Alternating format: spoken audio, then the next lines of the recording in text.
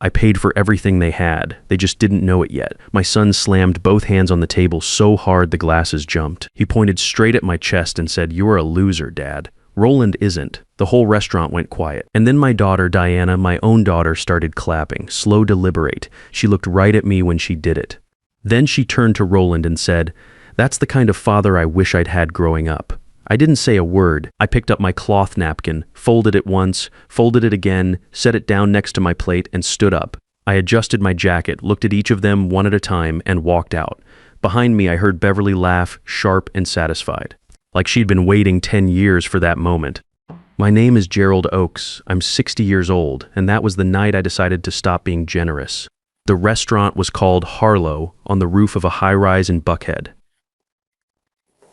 Glass everywhere, dark wood waiters who moved like they were in a film. The kind of place where a steak cost $120 and nobody flinches. My son Clifford had called me 3 days earlier, voice tight with that careful tone he uses when he's managing me. "Dad, Beverly and Roland are in town. They want dinner. All of us. Saturday night, Harlow, please just come." Beverly was my ex-wife. We split 10 years ago. She said I was stuck. Said I was holding on to old music and an old house in the West End while the world moved on. She left and found Roland Fitch about a year later, real estate developer. Loud laugh, a watch so big it probably had its own zip code.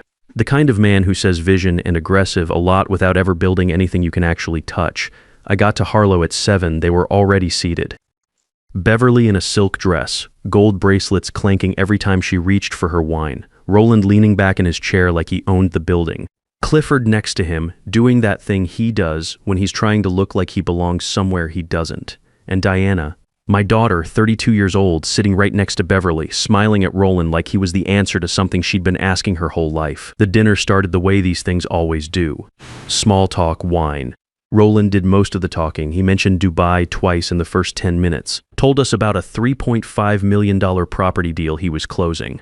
Clifford nodded along like a student taking notes. Amber ordered the most expensive thing on the menu without looking at the price. Beverly leaned toward me at one point, voice dropping into that soft, pitying tone, "I know better than anything. Gerald, we've been talking, Roland and I. We're worried about you. That house in the West End, the neighborhood. You're 60 years old and you're alone. There are some very nice assisted living facilities nearby." "I'm fine, Beverly," I said. Roland smiled. "There's no shame in knowing when it's time to accept help. Some men build empires, some men maintain them, and some," he paused just long enough to make sure everyone heard it, "some men just never find their footing." I sipped my water. I didn't argue. I didn't rise to it. I knew exactly what I was sitting across from. I'd spent 40 years in the music business. I'd met 100 Roland Fitches. They all had the same smile. All teeth, no depth. That's when Clifford broke. He'd been drinking steadily since we sat down. His face had gone red around the ears. I could see the pressure building in him the way you can see a storm coming before the first drop falls. He stood up so fast his chair scraped the marble floor. Every conversation in the room stopped. "Dad," his voice was shaking. "Do you know why I can't get promoted? Do you know why I have to fight twice as hard as everyone else? Because of where I come from, because of you?" He gestured at Roland. "Look at him. That's what success looks like. He closes deals. He makes things happen. He's respected." He turned back to me. His finger was pointing at my chest. "And you? You are a loser, Dad. You've always been a loser. That's why Mom left. That's why I'm stuck." The room was completely still, and then Diana started clapping. I looked at my daughter, the girl I taught to drive, the girl whose college tuition I paid, whose apartment in Midtown I'd been quietly covering for 4 years, whose car was registered under my company's name without her ever once asking where the money came from. She was looking right at me, clapping slowly, and then she turned to Roland and said those words. "That's the kind of father I wish I'd had growing up."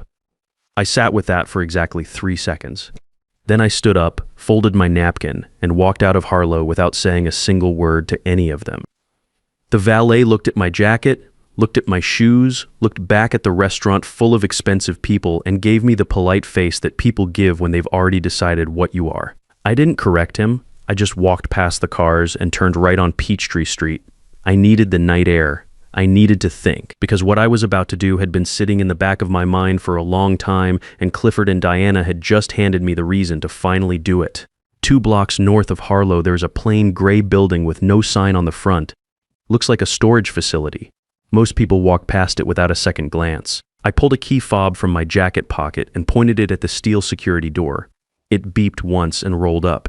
Inside was my 2025 Rolls-Royce Cullinan. Midnight black, $280,000 cash paid in full 3 months ago as a retirement gift to myself. I got in, pressed the ignition, and sat there for a moment while the engine settled into that low, quiet vibration that sounds less like a motor and more like something breathing. I didn't drive toward the West End. I drove north into Buckhead, past the pillared mansions and the boutiques, and pulled up to a glass tower with no name on the front, just a discreet address. My doorman Earl was already at the curb.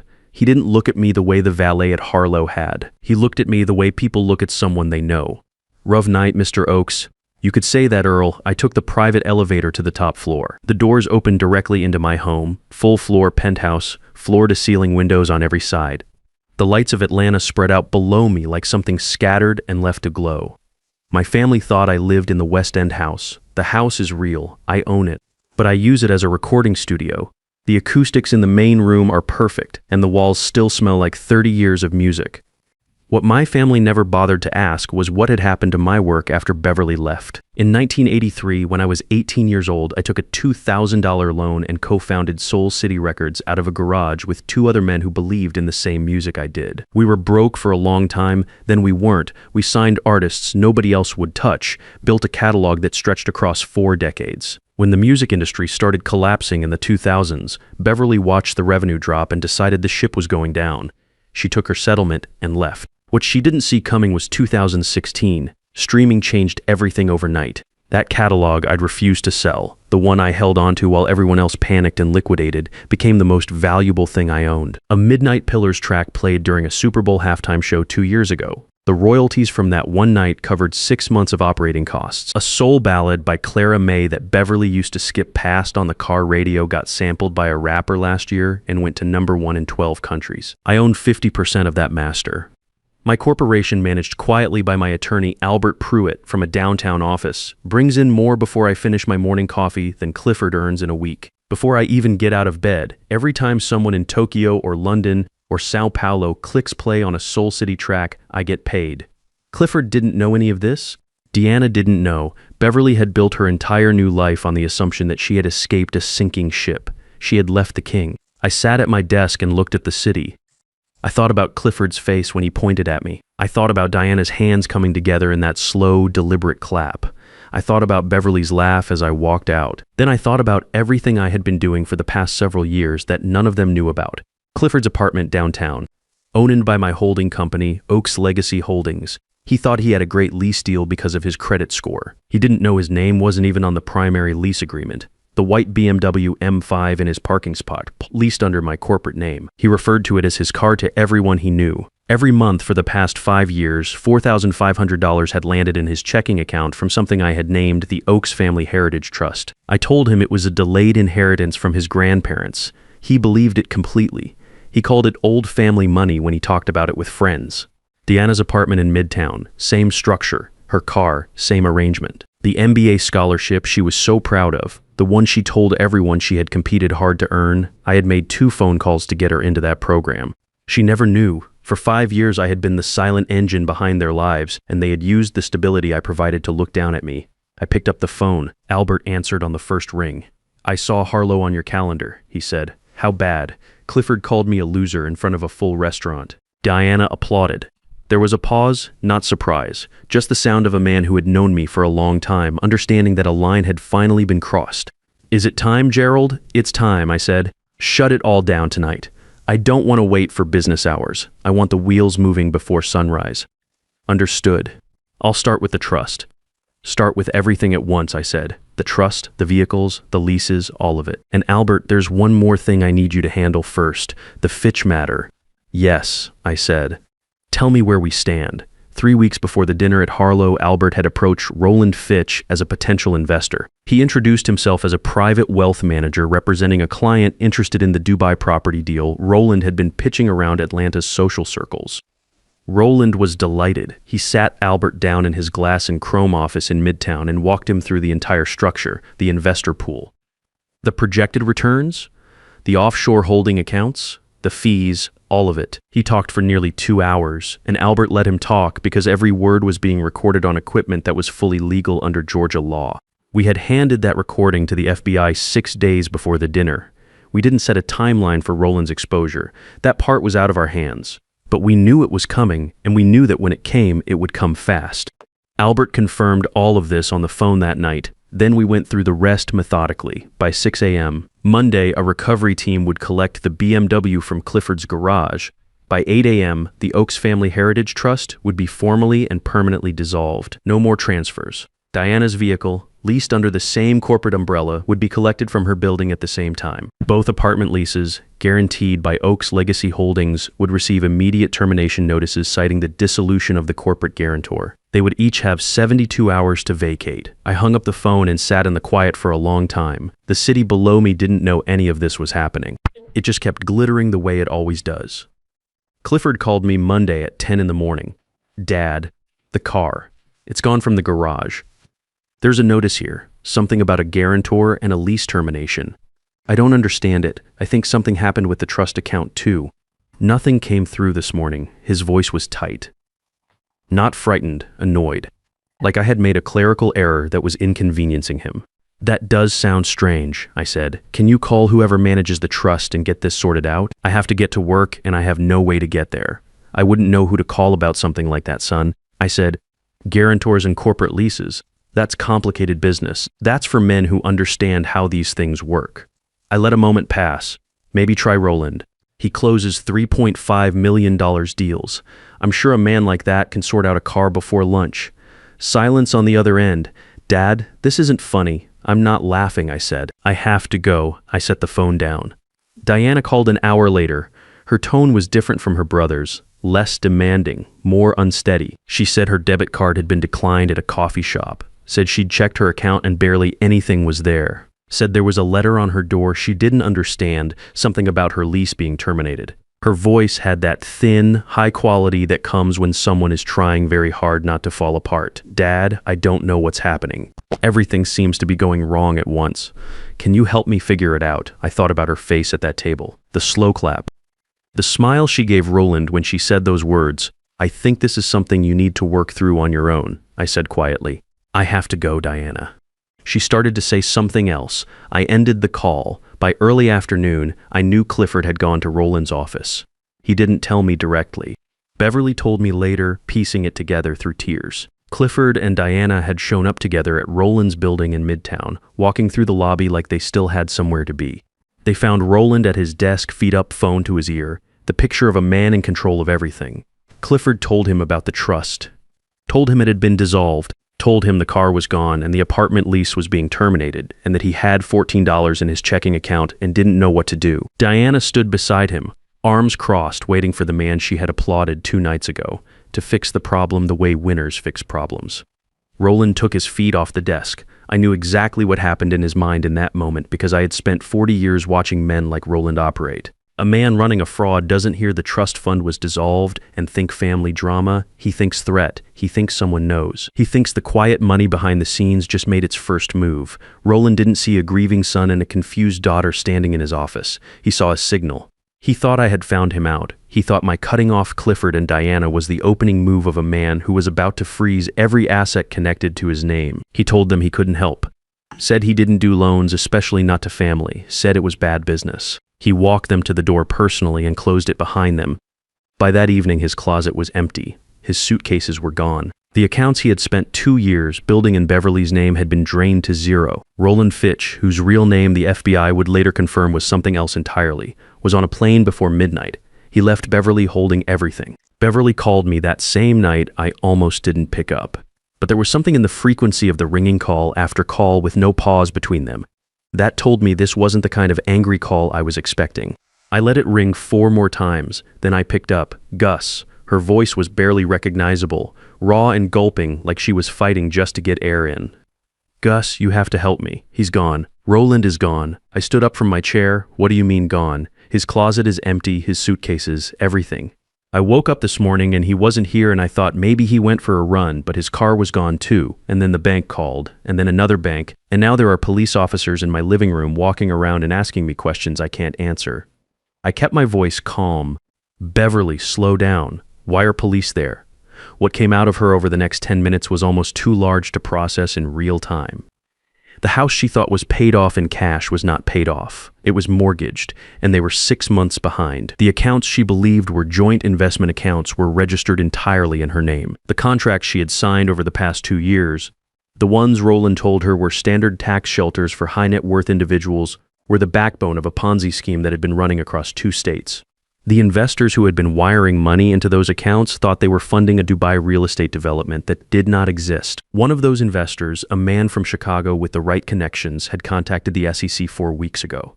Roland had known the investigation was closing in. He had stayed anyway because he still had one more play he wanted to make. Then Clifford walked into his office that afternoon and told him the silent money behind the family had just been switched off without warning. Roland didn't wait another hour.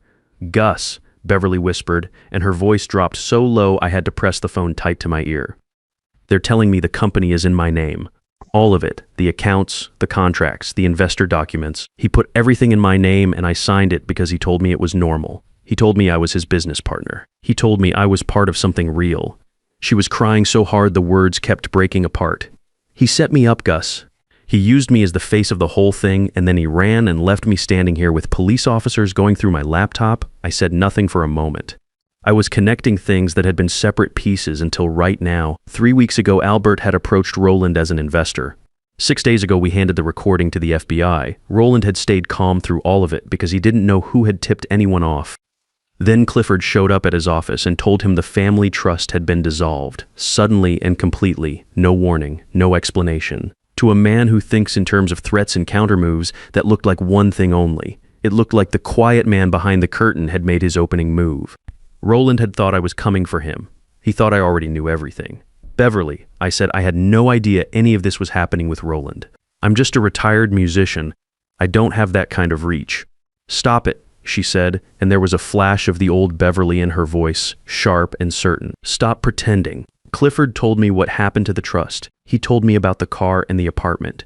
You did all of that deliberately, Gerald. And when Roland heard about it, he thought you were making your move against him. He thought you were the one who called the FBI." She took a long, unsteady breath. "He ran because of you. He left me with all of it because of you. I didn't answer that." She kept going, "I need a lawyer, Gus. A real one. I need someone who can show them I didn't know what he was doing. I was just trying to be a good wife. I signed what he put in front of me because I trusted him."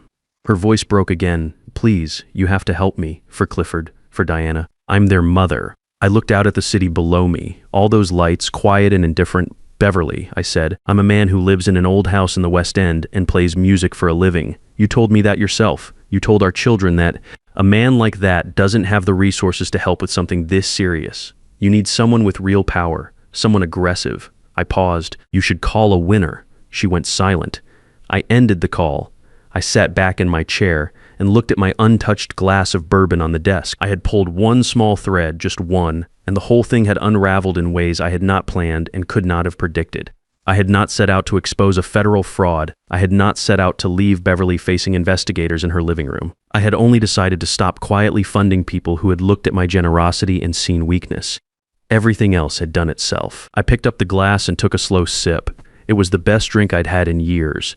Then my phone buzzed, a text from a number I didn't recognize at first. Then I looked again. It was Diana. "Dad, I'm outside. Can we talk?" Outside meant the West End house. That's where she would have gone. She didn't know about the penthouse. I looked at the text for a long moment. Then I put on my coat, told Nolan, my regular driver, to bring the car around and drove south. I pulled up to the West End house just after midnight. The porch light was on. Diana was sitting on the front steps, not pacing, not banging on the door. Just sitting there with her knees pulled up and her arms wrapped around them, still wearing the same jacket from the restaurant 2 nights ago. She looked up when she heard the car. She watched me get out. She didn't say anything right away. Neither did I. I walked up the path and stopped at the bottom of the steps and looked at my daughter. She was wearing the jacket I had bought her for her birthday last year, a dark green canvas thing she had pointed out in a store window when we were walking together in Little 5 Points on a Sunday afternoon. I had gone back alone the following week and bought it without telling her. She had cried a little when she opened it. She was wearing it now, sitting on my steps at midnight with nowhere else to go. "Dad," she said. Her voice was quiet, no demand in it, just the word itself. I didn't mean it. I looked at her for a moment. Which part? She flinched. Any of it. The clapping, what I said to Roland. She looked down at her hands. I don't even know why I did it. I think I just wanted him to like me. I think I wanted Beverly to see me as someone who was on her side. She shook her head slowly. That's not an excuse.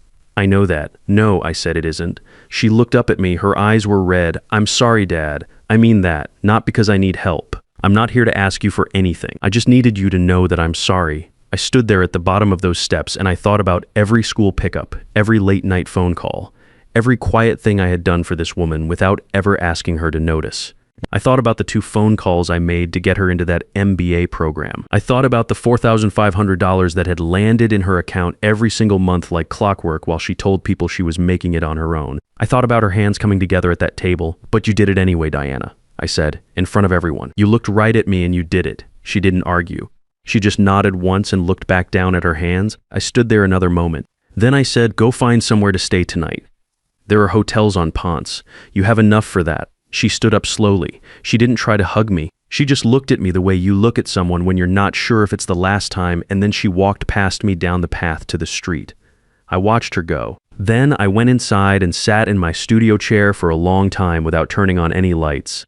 The call from Detective Howard Greer came the next morning, respectful and professional.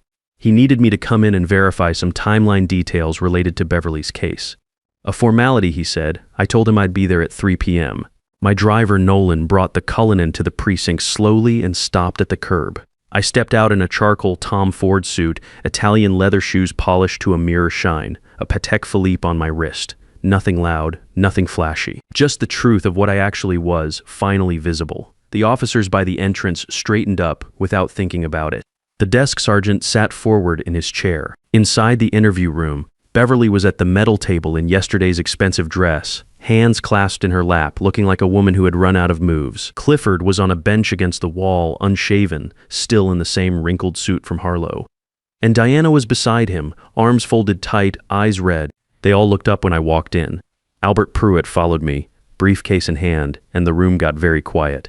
Albert set the briefcase on the table and opened it without any drama. He explained the trust, he explained the leases, he explained the vehicles. He explained clearly and without any unnecessary words that for the past 5 years Gerald Oakes had been the financial foundation underneath all of their lives, and that Gerald Oakes had made a decision. Clifford put his face in his hands. Beverly stared at the table. Diana looked at me. I looked back at her. Neither of us said anything.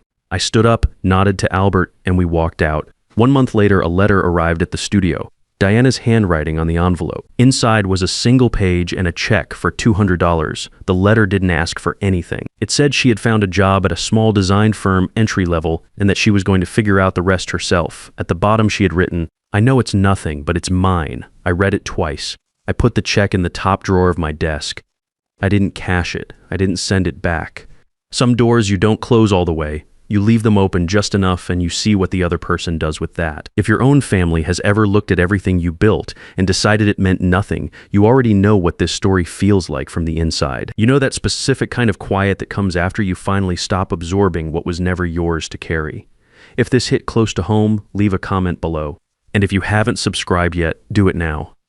There are more stories here for men who have been underestimated by the people who should have known better.